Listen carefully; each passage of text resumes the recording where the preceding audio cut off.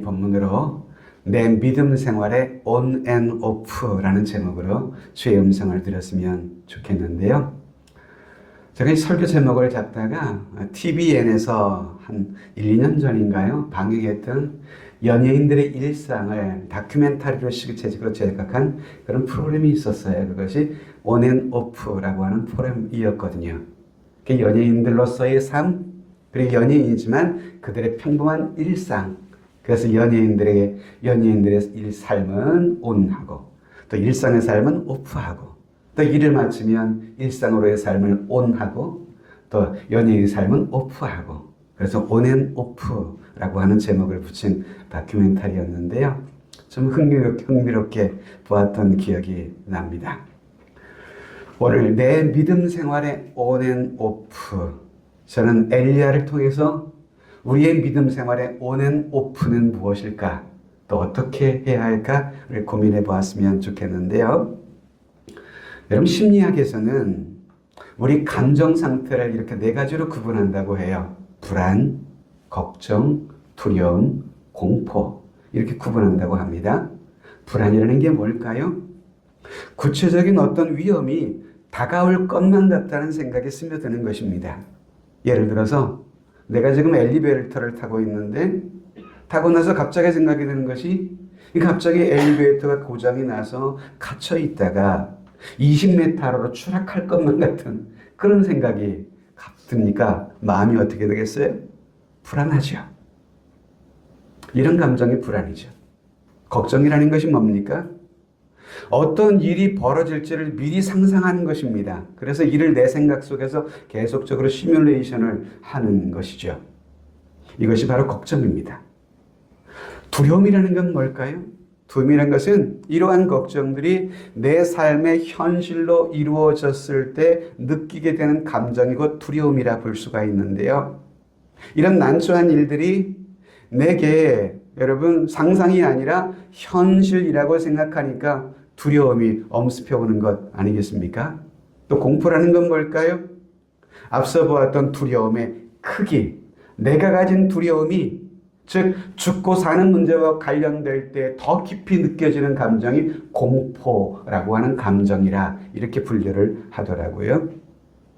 자, 여러분, 오늘 본문을 보면 엘리야는 불안과 걱정, 두려움과 죽음의 공포에 사로잡힌 채 북쪽 갈멜산으로부터 남쪽 끝은 브엘세바에 이르기까지 도망을 치고 있는 여러분 그 엘리야의 모습을 보게 되는데, 자, 지도를 잠깐 보시면 그의 도망의 여정을 볼 수가 있어요. 여러분 왼쪽 상단을 보시면 뼈쪽 튀어나오는 것이 있죠. 우리나라의 울산인가요? 포항인가요? 거기처럼 거기가 여러분 갈멜산이라고 하는 곳입니다. 거기서 영적 전쟁이 벌어졌죠. 근데 거기 갈멜산에서부터 어디에까지 갔다는 거예요? 남쪽 가장 끝인 유다 지역의 브엘세바에까지 걸음아 나살려라 하고 갈멜산에서 브엘세바까지 여러분 엘리야는 도망을 치고 있습니다. 전 이 모습이 참 낯설기만 해요. 엘리야가 누굽니까?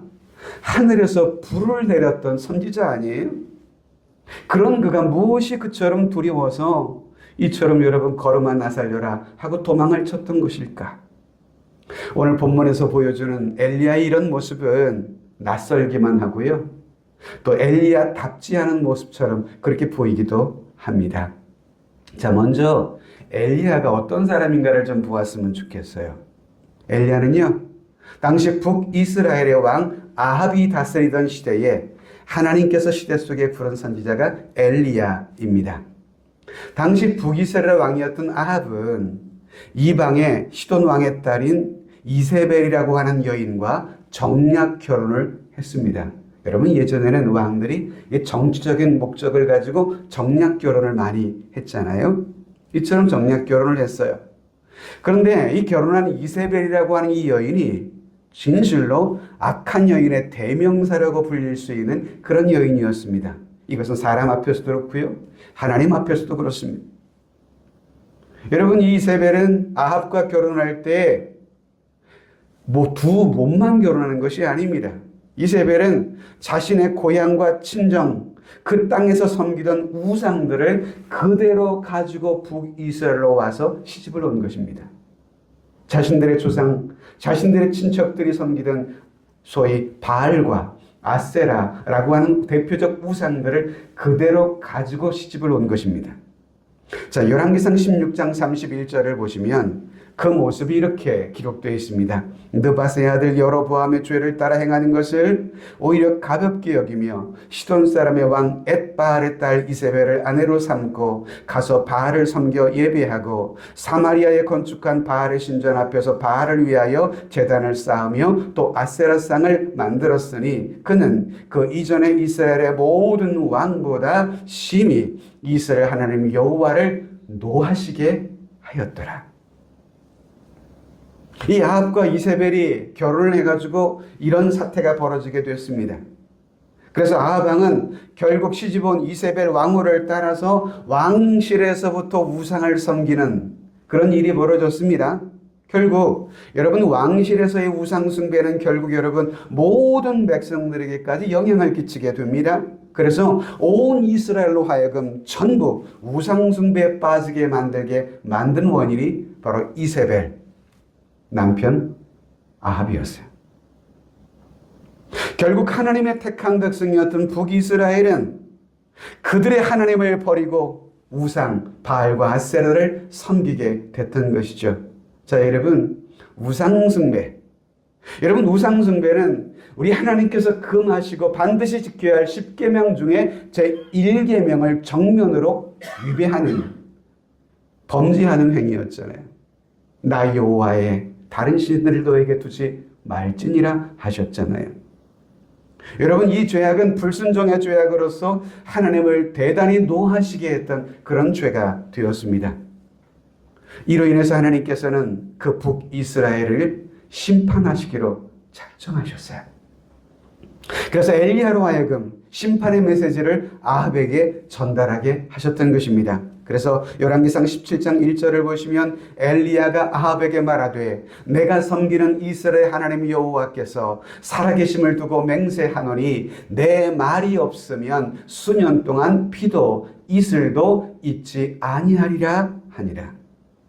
여러분 엘리야가 전하는 이 심판의 메시지는 결국 이스라엘과 왕으로부터 시작된 모든 이스라엘의 이 우상숭배의 죄악으로 인해서 그 땅에 수년간 가뭄이 임할 것을 예고하신 심판이었습니다. 근데 여러분 예고한 이 가뭄이 얼마나 심각한 가뭄이냐 하면 비만 단지 내리지 않는 것이 아니에요. 이슬마저도 내리지 않는다 말씀하셨어요. 그러니까 여러분 이 가뭄이 이후에 보면 3년 6개월이나 갔거든요. 상상을 해보세요. 여러분 한 해만 비가 안 와도 난리가 날 텐데요. 쩍쩍 논바닥은 갈라지고 식물은 다 죽고 나무도 다 죽을 지경인데 무려 3년 이상이나 비와 이슬마저도 내리지 않게 하는 이 무시무시한 심판의 예고. 사실 여러분 하나님이 바라신 것은요, 그렇게 이스라엘을 심판하시려 하기보다는 그들이 이 심판 앞에서 회개하고 깨달아 돌아오기를 하나님은 기대하시는 것입니다.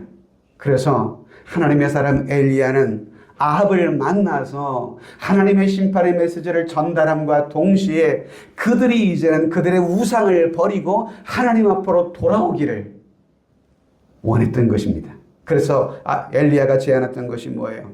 왕이여, 당신들이 우상을 섬기는데 당신들이 섬기는 신이 진짜 신인지, 내가 섬기는 이스라엘의 신 여호와 하나님이 진짜 신인지를 결판을 내자라고 제안을 했던 거예요. 그리고 이것을 판결하는 방법으로 무엇을 제안했는가 하면 각자 여러분들이 섬기는 신들의 제단을 쌓고 그 제단에 불로 응답하시는 신이 참 신이시다. 어떠냐? 다들 옳다. 그래서 그 온 백성들 앞에서 불로서 제단에 임하시는 신이 참신이라는 것을 확증하기로 그렇게 약속을 했습니다. 그래서 엘리야 선지자와 바알과 아세라 우상을 섬기는 선지자 추종자들이 함께 갈멜산이라는 곳에서 함께 모였던 것입니다. 하나님의 선지자는 유일하게 오직 한 사람 엘리야였고요. 바알과 아세라를 따르는 추종자들은 무려 850명이 몰려들었습니다. 자, 먼저 바알 선지들이 시작을 합니다.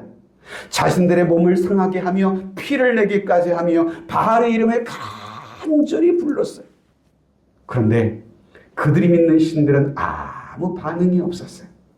그 사실을 열왕기상 18장 28절에 이렇게 기록하고 있습니다. 이에 그들이 큰 소리로 부르고 그들의 규례를 따라 피가 흐르기까지 칼과 창으로 그들의 몸을 상하게 하더라. 이같이 하여 정오가 지났고 그들이 미친 듯이 떠들어 저녁 소재 드릴 때까지 이르렀으나 아무 소리도 없고 응답하는 자나 돌아보는 자가 아무도 없더라.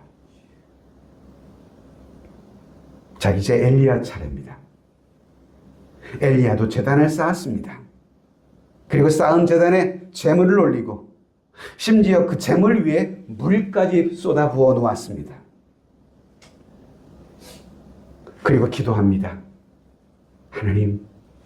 하나님 여호와 하나님이 참신이심을 이 자리에 모인 저들에게 알 수 있도록 하나님 이곳에 불러서 응답하여 달라고 기도합니다. 그거 18장 36절 이하의 말씀인데요. 저녁 소재 드릴 때에 이르러 선지자 엘리야가 나아가서 말하되 아브라함과 이삭과 이스라엘 하나님 여호와여 주께서 이스라엘 중에서 하나님이신 것과 내가 주의 종인 것과 내가 주의 말씀대로 이 모든 일을 행하는 것을 오늘 알게 하옵소서. 주 여호와여 내게 응답하옵소서. 내게 응답하옵소서. 이 백성에게 주 여호와는 하나님이신 것과 주는 그들의 마음을 되돌이키심을 알게 하옵소서 하며 이렇듯 엘리야가 간절히 기도를 마치자마자 기막힌 일이 벌어집니다. 하늘로부터 여호와의 불이 임하여 엘리야의 제단을 태웁니다. 제단을 태우고 제물을 태우고 심지어 또랑까지 태웠어요. 850대 1의 영적 전쟁을 통해서 엘리야는 여호와 하나님만이 우리가 참으로 섬겨야 할 참신이라는 것을 온 백성들에게 증거한 거예요. 이를 못 본 모든 백성들이 어떻게 반응하던가요? 엘리야의 제단에 불로써 임한 이 모든 모습을 보고 그들은 18장 39절에 엎드려 이렇게 말하기 시작합니다. 모든 백성이 보고 엎드려 말하되 여호와 그는 하나님이시로다. 여호와 그는 하나님이시로다. 할렐루야. 같이 해볼까요? 여호와 그는 하나님이시로다. 이 이야기들을 그들이 하기 시작했어요. 그러자 엘리야는 모든 백성들에게 명령합니다. 지금 우리 민족을 우상 숭배에 빠지게 만들었던 우상 선지자와 추종자들을 모두 잡으라 명령을 합니다. 그리고는 그들을 잡아서 기손이란 시냇가에 끌고 그들을 다 죽입니다. 그리고 난 후에 엘리야가 드디어 비 오기를 기도한즉 3년 6개월 동안 우로도 비도 이슬도 내리지 않던 그 땅에 드디어 비가 내리기를 시작하는 것입니다. 3년간의 가뭄이 끝난 거죠. 자, 일어난 이 모든 일들을 왕 아합은 목격을 했습니다.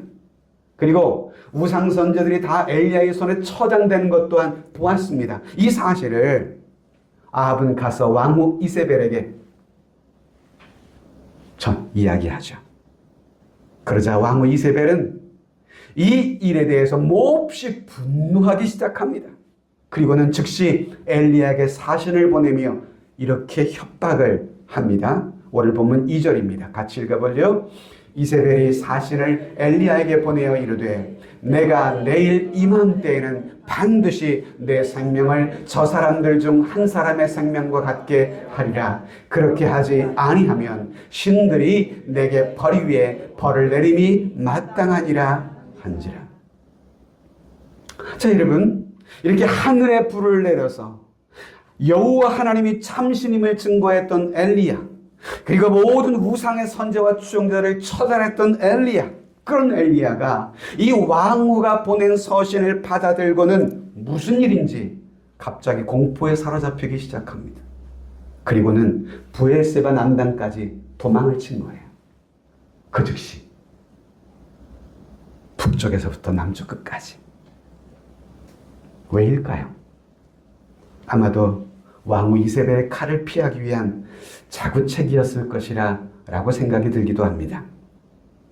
여러분, 그러고는 엘리야는 자신의 상환을 남겨둔 채 홀로 광야의 길로 들어섭니다. 여러분, 홀로 광야의 길로 들어선 이유는 뭘까? 아마도 이세벨의 추격을 피하기 위한 은밀한 피난처를 찾으려 한 것은 아니었을까?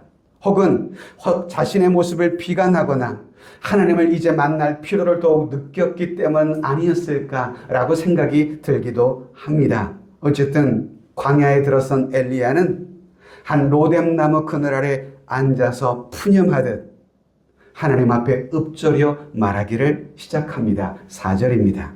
자기 자신은 광야로 돌아가 하룻깃을 가서 한 로뎀나무의 아래에 앉아서 자기가 죽기를 원하여 이르되 여호와여 넉넉하오리 지금 내 생명을 거두시옵소서. 나는 내 조상들보다 낫지 못하니이다 하고. 자, 여러분, 지금 선지자가요, 하나님 내 생명을 거두시옵소서. 이 말은 우리식으로 쉽게 말하면 죽여 주시옵소서 이 말이잖아요. 하나님 이제 더 죽여주세요. 더 살고 싶지 않아요. 이런 후에 엘리야는 로뎀나무 아래에서 그 하늘에서 불을 내렸던 그 위대한 선지자가 죽기를 간구했을까? 그 이유를 3절에서 힌트를 찾을 수 있을 것 같습니다. 3절을 보시면 엘리야가요, 이루어지는 이 형편을 보고 일어나 자신의 생명을 위해 도망했다고 했잖아요. 여기서 보면 도망했던 그 동기가 그가 이 형편을 보고라는 말 속에 담겨 있어요. 형편을 보았다는 거예요. 지금 돌아가는 꼬락서니를 지금 엘리야가 보고 있는 거예요. 즉, 이 말 속에서 엘리야의 무엇을 우리가 볼 수 있을까요? 엘리야는요, 지금 그와 함께하는 하나님을 바라보기보다는 자신의 눈앞에 벌어지고 있는 현실에 그의 눈이 지금 주목하고 있었던 것입니다. 그렇게 현실만을 바라본 결과가 어떻게 나타났나요? 비겁해지고 도망치게 되는 것이죠. 담대했던 영적 신앙의 모습은 어디론가 사라지고 비겁한 모습으로 이젠 광야에서 죽여주세요 라고 읊조리는 이 초라한 사람, 소심한 사람으로 전락한 엘리야. 이렇듯 여러분, 무기력에 빠진 상태를 심리학에선 번아웃 이렇게 말합니다. 번아웃 되었다, 타버리다, 소진하다, 탈진하다, 뭐 이런 뜻을 가지고 있는 단어죠. 한 가지 일에 몰두했던 어떤 사람이 갑자기 모든 에너지가 다 소진되면서 찾아오는 극도의 무기력증 현상, 그것이 번아웃 됐다, 우리가 이렇게 표현을 하잖아요. 많은 시간과 노력을 기울여 몰두했는데 기대와 보상을 얻지 못함으로 느끼는 좌절감, 그것이 번아웃일 수도 있습니다. 지금 바로 엘리야의 경우가 바로 그러합니다. 그동안 우상숭배에 빠졌던 이스라엘의 회복을 위하여, 그리고 선지자로서 하나님의 말씀과 뜻을 전하는 일에 최선을 다해왔던 엘리야. 그래서 아방에게도 우상을 버리고 하나님 앞에 돌아오도록 그런 최선을 다해 외치며 돕기를 힘썼습니다. 그런데 정작 지금 자신에게 돌아온 것은 뭐예요? 서슬퍼런 공포스러운 왕후 이세벨의 죽음의 선전포고였었잖아요. 네가 이 편지를 받아들인 다음 날 네가 죽인 그 사람들처럼 너도 죽으면 당할 거다, 이겼잖아요, 이세벨의 선전포고가. 그러니 엘리야가 느끼는 좌절감은 적지 않았을 것이에요. 그래서 광야길에 들어가서 로뎀나무 아래에서 죽기를 간구한 것이죠. 자, 여러분, 이런 신앙생활의, 믿음생활의 번아웃, 우리는 언제 경험할까요? 언제 이런 번아웃의 경험을 하게 되는 것일까? 그것은 내 삶의 현실이라는 벽이 너무나 커 보일 때, 우린 때로 영적 번아웃을 경험할 때가 있습니다. 그때 우리는 불안과 두려움을 경험합니다. 육체적으로나 영적으로나 번아웃에 빠질 수 있습니다. 기도해야 한다는 것은 알지만 기도해야 할 용기마저 힘마저 사라진 상태. 내 앞에 있는 현실이 단지 불안과 걱정을 뛰어넘어 죽음이라는 공포로 다가오는 순간 우리는 탈진하고 마는 것입니다. 그러다 보니까 자신도 모르게 말하기를 야, 이젠 다 끝났어. 이젠 아무런 소용이 없는 거야 라고 하며 좌절하게 되는 것입니다. 여러분 요즘 수년간 청년들을 대상으로 하는 그런 몇 가지 명칭이 하나 유행이 됐는데요. 청년들은 요즘 상포 시대를 살아가고 있다고 해요. 상포. 세 가지를 포기한다는 것입니다. 연애, 결혼, 출산. 이것을 포기하고 살아간대요. 또 오포도 있습니다. 그 세 가지에다가 내 집 마련, 인간관계 또한 포기한다는 거예요. 거기에 또 두 가지를 더 붙여 칠포가 있습니다. 칠포가 뭡니까? 오포에다가 꿈과 희망, 직업까지 포기한다는 거예요. 요즘 청년들이 직업을 안 가져요. 정부에서 그저 6개월 동안 그 실업급여라고 하나요? 그것 따먹는 재미가 솔솔하니까 잘 모아서 나름대로 자신의 미래를 투자하며 생각할 꿈을 꿔야 되는데 하루하루를 그렇게 살아가고 있는 무기력한 청년들의 모습. 전 이런 현실들은 다음 세대인 우리 청년들이 살아갈 삶의 현실의 장벽이 얼마나 큰지를 보여주는 한 단면이 아닌가 하는 생각이 듭니다. 자, 여러분, 이러한 탈진 번아웃을 극복하는 길은 과연 뭘까요?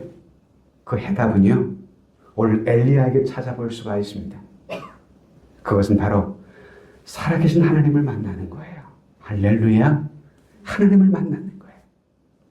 엘리야가 광야의 길을 선택할 때 자포자기의 심정으로 처음에는 그곳을 갔습니다.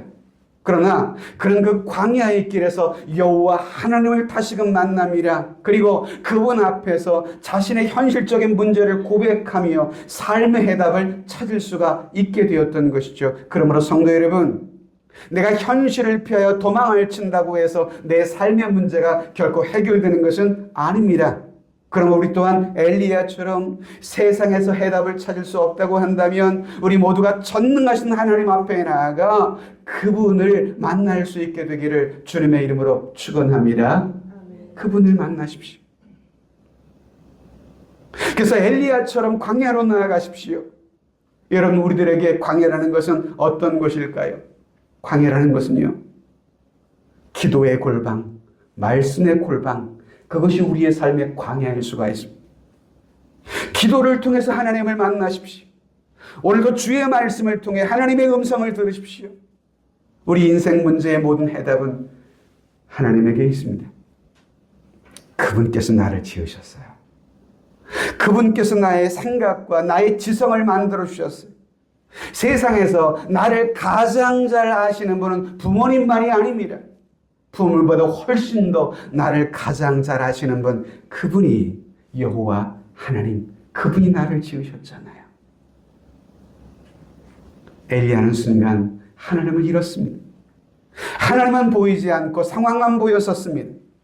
왕후 이세벨의 음성만 귓가에 맴돌았습니다. 이처럼 여러분, 하나님이 아닌 사람이나 환경이나 현실만이 내 눈에 보일 때면 우린 좌절할 수밖에 없고 탈진하여 번아웃 될 수밖에 없습니다. 그런데 이러한 탈진 중에 엘리야가 선택한 것은 바로 여호와 하나님 앞에 서는 것이었어요. 하나님, 제가 할 일은 이제 다 했잖아요. 최선을 다했습니다. 그러니 이제 내 생명을 거두어 주시죠 라고 기도하는 것입니다. 여러분, 이처럼 우리 모두가 하나님 앞에 무릎을 꿇고 내 모든 상황을 주님 앞에 아뢰며 나아가기만 하면 하나님은 내 삶에 찾아와 주셔서 나를 만나주시는 하나님이십니다. 그래서 저는 때로 엘리야처럼 우리의 삶의 인간의 한계를 한번 경험해 보는 것도 유익하겠구나라는 생각을 해보기도 합니다. 더 이상 내 힘으로는 아무것도 할 수 없다는 내 연약함, 내 무력감을 깨달을 때에야 우리는 비로소 하나님을 찾습니다. 세상의 행복과 즐거움들이 한낱 신기루에 불과함을 깨달을 그때에야 우리 하나님 앞에 믿음의 걸음을 한 걸음 더 옮기게 되거든요. 성경에 나오는 사마리아 여인처럼 남편 5명을 바꾸고도 현재의 남편으로도 만족하지 못함을 깨달을 때에야 하나님 앞에 비로소 무릎을 꿇게 됩니다. 자, 그렇다면 여러분, 하나님은 그런 엘리야를, 탈진한 엘리야를 어떻게 회복시켜 주셨을까? 오늘 성경에 보니까요, 하나님이 번아웃된 엘리야를 회복시키는 방법은요, 먼저 육신의 필요와 영적인 필요를 함께 공급해 주셨어요. 육신의 필요라는 것은 뭘까요? 쉼과 음식이었어요. 사람은 쉼이 필요해요. 목회자도요, 쉼이 필요해요. 그래야 다시금 힘을 내어서 하반기 사역을 이어갈 수 있어요. 아니, 목사는 하나님만 믿고 하나님이 주시는 영적 쉼만 받으면 되지 무슨 휴가가 필요해? 이런 이상한 소리 하는 성도들이 있어요, 가끔. 엘리야를 보세요. 그런 천하무적의 엘리야도요, 하나님이 쉼을 허락하셨어요. 그리고 자게 했어요. 이 잠이라는 게 참 소중해요, 여러분. 저도 잠시 쉼을 가져오면서 이제 조금 나이가 들어서 그런지 잠자리가 바뀌면 잠을 좀 못 이루어요. 숙소에 가면 제가 자던 이 침대와 다르잖아요. 그러니까 침대가 다르고 베개가 다르면 잠을 잘 못 자요. 제가 그 소리 했더니 우리 애들이 아빠 다음부터는요, 휴가 갈 때 베개를 넣고 가시려고. 다음부터는 그래야 되겠다 생각을 했어요. 엘리야를 쉬게 하셨어요. 자게 하시고 음식을 주시고 영적인 필요 또한 하나님께서 허락하셨어요. 그것이 뭔지 아세요? 하나님의 터치이셨어요. 하나님이 그런 엘리야에게 찾아오셔서 그를 어루만져 만져주셨어요. 하나님의 터치하십니다. 엘리야는 잠을 잡니다. 여러분, 잠은 축복이에요. 하나님이 사랑하시는 자에게 잠을 주신다며요. 잠 잘 주무시기 바랍니다. 그리고 음식을 제공하셨어요. 자고 나니까 머리맡에 숯불에 구운 떡과 한 병의 물을 하나님이 예비하시고 먹으라고 하셨거든요. 그리고 엘리야는 그것을 먹고 마신 다음에 또다시 잠에 들었어요. 그러자 여호와의 천사가 다시 와서 이 엘리야를 어루만지면서 일어나 먹으라고 7절을 말씀하고 있는 것입니다. 여호와의 천사가 또다시 와서 어루만지며 이르되 일어나 먹으라. 저와 여러분들 또한 이런 주님의 어루만지심이 있기를 진심으로 바랍니다. 여러분, 하나님은 때로 우리가 예배하는 중에도 우리의 마음을 만져주시기도 하시거든요. 여러분, 찬양할 때 고백하는 찬양의 가사가 내 영혼을 흔들어 깨우며 터치하실 때가 있어요. 여러분, 하나님의 만져주심은 너무도 소중해요. 말씀을 듣는 중에도 내 영혼을 만져주시는 주님의 손길을 경험할 때가 우리가 있거든요. 그래서 말씀을 들을 때 믿음의 길을 여러분 집중하실 필요가 있어요. 여러분, 찬양할 때도요, 전심으로 찬양하셔야 돼요. 제가 비록 찬송과 CCM 찬송을 같이 하기 때문에 익숙하지 않은 분들은 저게 뭐야 하고 그러시는 분도 있습니다만은 모르셔도요, 한번 같이 배워보세요. CCM 곡은 대부분 한 번 불러면 응얼응얼 다 따라할 수 있는 곡들이 많아요. 가사 속에 의미를 한번 여러분 내가 고백하는 나의 고백으로 들여보세요. 그렇게 찬양하다 보면 찬양의 그 가사의 고백이 내 고백이 된다는 것을 어느 순간 느끼며 찬양 속에 임재하시는 하나님의 은혜를 느끼게 돼요. 저는 말씀을 읽을 때에도 참 은혜를 많이 얻지만 동시에 찬송할 때 많이 은혜를 얻어요. 찬송할 때. 여러분, 기도가 잘 안 되면 찬송가 펴가지고 아는 찬송 많이 부르세요. 찬송 중에 여러분 기도의 문을 여시는 줄로 믿습니다. 하나님의 이러한 어루만지심, 하나님의 터치가 잠들어 있는 내 영혼을 깨우고요, 내 상한 마음을 치유하시는 시간이 되기도 합니다. 자, 이처럼 하나님께서는 쉼과 안식을 통해 엘리야를 회복하게 하신 후 그 엘리야를 하나님의 산 호렙으로 인도해 가십니다. 여러분, 엘리야를 하나님의 산 호렙으로 인도하셨다는 것은 무엇을 의미할까요? 하나님께서 낙심에 빠졌던, 침체에 빠졌던 엘리야를 회복시키고 위로하신 이후에 그에게 다시금 걸어가야 할 사명을 주고 계시는 것입니다. 사명을요. 여러분, 엘리야가 다시 받은 이 사명은 엘리야가 다시 살아야 할 영적인 동기부여를 갖게 했던 것입니다. 여러분, 그렇습니다. 우리는 할 일이 있을 때에 삶의 의미를 깨닫게 돼요. 그죠? 내가 왜 살아야 되는지를 잘 모르면, 혼미해지면 살아갈 의미를 잃어버리고 말아요. 그러므로 내가 만난 현실의 좌절을 극복하는 가장 뛰어난 해결책이 뭔지 아시나요? 지금 오늘 내가 살아가야 할 삶의 의미, 즉 내 삶의 사명을 깨닫는 것입니다. 어떤 목사님은 사명을 가진 자는 죽지 않는다고 말했어요. 이 사명은 목회자만이 가지는 것은 아닙니다.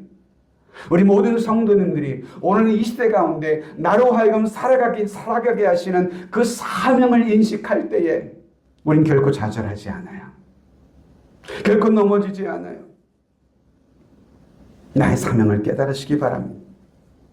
여러분, 오뚜기라고 하는 인형 아시죠? 아래는 둥그런, 위에는 머리가 있는 동그란 그 오뚜기 인형.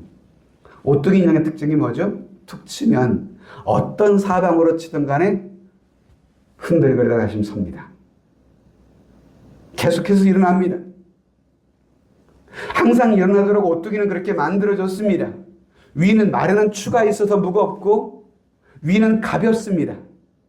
추가 무겁기 때문에 위의 흔들림 때문에 아래가 뒤바뀌는 일은 결코 존재하지 않아요.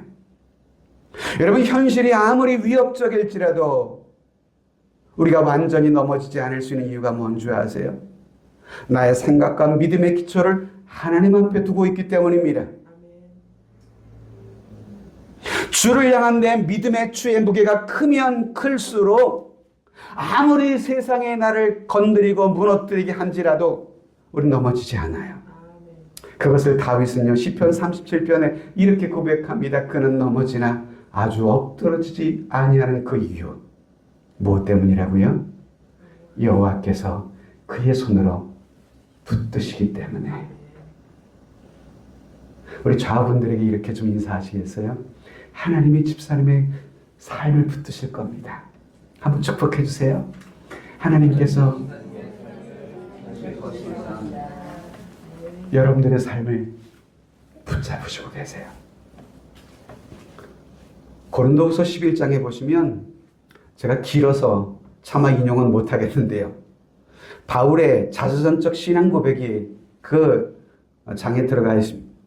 그 장에는 고린도 교회 성도들에게 바울이 그동안 복음을 전하며 겪었던 숱한 위험과 고난과 시련들을 쭉 나열하기 시작합니다. 내가 그리스도의 일꾼으로 수고를 넘치도록 했고, 옥에 갇히기도 많이 했고, 수없이 맞았고, 여러 번 죽을 뻔하기도 했고, 유대인들에게 40의 감한매를 5번이나 맞았고, 3번은 태장으로 맞고, 돌로 맞았고, 3번은 내가 탄 배가 파손을 하기도 했고, 강의 위협을 겪고, 강도의 위협을 겪고, 동족의 위협을 겪고, 줄이고 목마르고 굶고 헐벗었었다. 세상에 여러분, 어떤 사역자가 이런 시련과 고난의 역사 속에 그것이 사역자가 누가 있을까? 저는 그래서 바울 앞에 서면 늘 부끄러울 수밖에 없었어요. 바울은 상상할 수 없는 이런 엄청난 시련과 고난 중에도 번아웃 되지 않았어요. 그가 이렇게 이런 엄청난 모진 시련과 고난 속에서도 탈진하지 않았던 이유가 뭘까요? 주를 부인하던 자신, 주를 대적하던 자신, 주를 핍박하며 그들을 잡아들였던 자신을, 그런 자신을 하나님이 용서하시고 구원하시는 그 하나님의 은혜, 또한 그런 자신에게 놀라운 생명의 복음을 전할 수 있도록 사명을 주신 그 주님의 은혜, 그 은혜 때문에 그 숱한 시련과 고난 속에서도 좌절하지 않고 다시금 일어나 사명의 길을 걸어갔던 것입니다. 하나님의 은혜, 그분의 사랑, 이것이 그 모든 시련과 고난을 넉넉히 이기게 했던 것입니다. 할렐루야. 그렇습니다. 여러분, 부활하신 주님께서 당시 두려워하던 제자들에게 나타나셔서 하신 첫 메시지가 뭐였는지 아시나요? 요한복음 20장에 보시니까 이런 말씀이 있어요. 안식구 첫날 때 제자들이 유대인들을 두려워하여 모인 곳의 문들을 닫았더니 예수께서 오사 가운데 서서 이르시되 너희에게 평강이 있을지어다 하셨어요. 두려워하던 제자들에게 우리 주님이 찾아오셔서 평강의 복을 전하시자 제자들의 반응에 주목해 볼까요? 제자들이 어떻게 했다고요? 기뻐했다고 했어요. 조금 전까지만 해도 제자들은 어떠한 감정이었어요? 두려움에 사로잡혀 있었어요. 그런데 주님이 찾아오시자 두려움은 어느덧 사라지고 그들의 마음속에 평강과 기쁨이 찾아오기 시작합니다. 그렇습니다, 여러분. 우리가 인생을 살아가며 경험하는 불안, 걱정, 두려움, 공포가 내 삶의 쓰나미처럼 몰려온다 할지라도 우리가 부활의 주님을 참으로 만나기만 하면 이 모든 어려움의 세력들은 우리에게서 한순간, 일순간에 사라지게 될 것입니다. 할렐루야!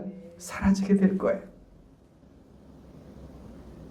우리가 본문에 나타난 엘리야처럼 눈에 보이는 현실에만 집착하게 되면 우리는 불안과 걱정, 두려움과 공포에 사로잡힐 수밖에 없습니다. 그러므로 하나님을 바라보시라고요.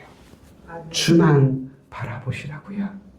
다윗은 시편 42편 11절에 이렇게 고백했는데요. 같이 마지막으로 읽어봅니다. 시작. 내 영혼아 내가 어찌하여 낙심하며 어찌하여 내 속에서 불안해하는가. 너는 하나님께 소망을 두라.